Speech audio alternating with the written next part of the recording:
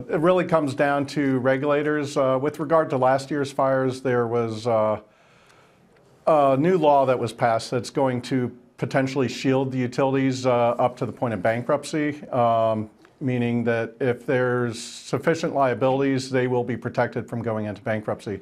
However, for going forward for future fires, if the companies are found to be negligent, then they could be on the hook for all of the costs going forward. And Edison International has said in its filings that it's having trouble finding wildfire insurance for a reasonable cost, and there's a chance that if these wildfires continue to happen and utility equipment is continued to be blamed, then they may not be able to find insurance at all in the future. One of the providers was implicated, I guess, in for causing some of the fires last year, and so that is really what is at issue here. Were these providers involved in any way in causing these fires, right?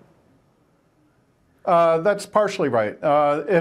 If their equipment starts the fire, then the inverse condemnation laws in California require that the utility pay out all liabilities, but then if certain conditions are met, they can recover those costs from the customers. And those conditions would include like whether they acted in a reasonable manner and whether they were not negligent and things like that.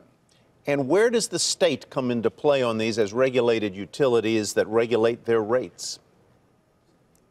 I'm sorry, could you rephrase? The state, what is the state's role here? Because these are regulated state utilities, right?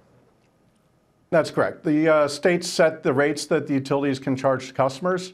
So if they're found to be liable for these wildfires and maybe they did act in a prudent method, they acted to prevent wildfires, they maintained rights of way clearances along their power lines in a proper manner, the state regulators may permit the utilities to recover the costs of the liabilities. But if they were found to have acted negligently, maybe they didn't trim a tree back far enough or something like that, and that caused a wildfire in a high wind situation, then the utility itself could be liable and their shareholders could be liable for all of the damages. Chris, one of the reasons I've seen for why we've seen increased wildfires like this, why so many more structures have been damaged, why people are kind of in the midst of these wildfires at these points, is that buildings have been built within these urban wildland areas at a much higher rate. Do the utilities have any choice but to service those areas? For example, if they're worried about being held liable, can they say that they're not going to be servicing buildings, structures, even towns that are in the middle of these woodlands? Well, they've already cut off power in a high wind situation just a couple of weeks ago to a certain area because of the risk of wildfires.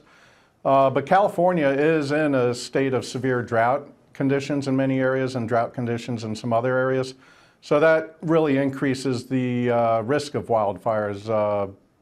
So the utilities are already serving those areas, but they have the option to shut off power along their power lines if they're able to. But if they, for some reason, choose not to shut off the power, then and a fire starts, then they can be on the hook.